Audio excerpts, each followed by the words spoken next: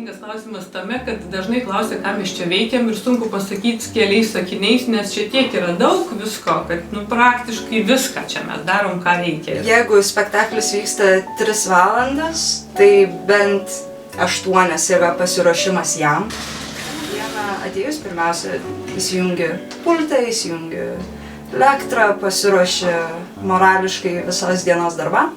Tuomet vyksta šviesų sukraipimas pagal tam tikrą spektaklį. Jeigu mes turime muziklą, galėčiau skirti netgi 3 personalijas. Tai pirmasis komandos žmogus dirba prie pulto, antrasis padeda jam spektaklio metu, žiūri vairo sistemą ar kažkoks pagelbėja ištikus kažkokiam nenumatytiem atvejam. Tretieji žmonės būtų tie, kurie paruošia spektaklį mikrofonus, visą garso įrangą, patikrina, kad tai veiktų. Ir mes visi, komandos žmonės, tas pozicijas rotuojamės. Geras garsisto darbas, garso režisieriaus, garso operatoriaus, tas, kuris yra visiškai nepastebimas. Spektaklio pasiruošimas man prasideda nuo pat ryto. Aš atsikeliu, iškart einu pavalgyti, nes labai nemėgstu dainuoti pilnų skrandžių. Tai norėčiau per dieną daugiau vieną kartą pavalgiau ir daugiau nebevalgau. Prasidainuoti, apšilti, taip pat pasikartoti visą spektaklio medžiagą, ateiti į teatrą, nusigrimuoti, apsirengti, dar kartą praeiti visą medžiagą ir pirmyn. Ir turėjom choreografinį tokį numerį. Šokome ten per stalą, visai vartėmės. Ir aišku, kadangi mano ūgis yra 1,95 m, tai visur kenčia mano galva. Tai kaip sakoma, per 2-3 repeticiją savo gyvenime šitam teatre pašventinau lubas.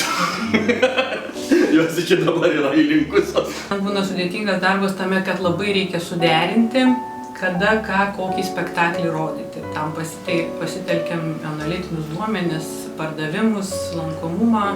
Pagal tai žiūrim, kokios dienos būtų tinkamos, ar tai geriau savaitgalis, ar tai geriau ne savaitgalis. Tada būtinai reikia atsižvelgti ir į meninį kolektyvą, kada jie gali dainuoti, kokį spektaklį po kokio gali, kokį baletas gali šokti po vieno spektaklio ar ne. Kostiumai, kuriuos mes matome scenoje, jie nėra pirkti parduotuvėje.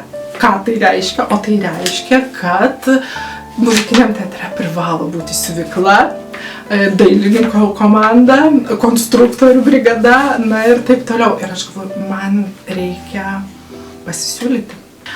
Man patekus ne kaip žiūroviai pro centrinį įėjimą, o pirmą kartą patekus pro tarnybinį įėjimą, man tiesiog,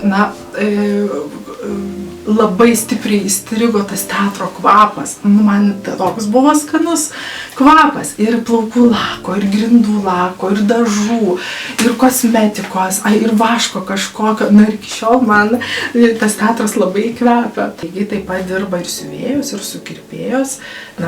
Visi stengiamės įvykdyti tą dailininko užsakymą. Ir atvykus aktoriui sudedam viską į vieną eilutę ir grožimės. Turim daug kokybiškų gerų miuziklų, kas pritraukia į kuo jaunesnį žiūrovą, kas dabar labai mus džiugina, nes nuo seno tokia buvo truputėlį stereotipas susidarytas apie muzikinį teatrą, kad tai yra vyresniems žiūrovams skirti ir spektakliai tokie, ir sakykime, kad jau jaunimui tai geriau gal eiti kažkur kitur. Tai vat tas smagu, kad ir miuziklai, ir nauji pastatymai šokio spektaklių, Holinos pavyzdžiui, pritraukia tą vis jaunesnį žiūrovą. Ir mūsų teatras būtų tinkamas nuo gimimo iki ten 99+ metų, sakykime, kad tikrai labai plataus diapazono ir labai įvairių žanrų ir spektaklių, kad gali kiekvienas rasti pagal savo skonį. Kaip padrasintumėte studentą, kuris nori eiti jūsų keliu, siekti jūsų karjeros, bet šiek tiek bijo? Kuo labiausiai bijai, tą ir turi daryti. Man visada taip sakydavo. Ir niekaip kitaip. Vis tiek gyvenime atsidursi kokiai nors situacijai, kada pajusi visą širdim, kad esi ne savo kelyje. Ir čia yra tas ir dalykas ir yra, tu labai bijai keisti, todėl kad kiek jau tu praėjai kažkokios atkarpos, nuveikiai dalykų, išmokai dalykų, įgyjai patirties ir dabar staiga viską keisti ir pradėti iš naujo, tai yra labai baisu, ypatingai Ypatingai baisu, o ką kiti pasakys, o kaip kiti įvertins. Bet iš tikrųjų, koks skirtumas, kaip kiti įvertins.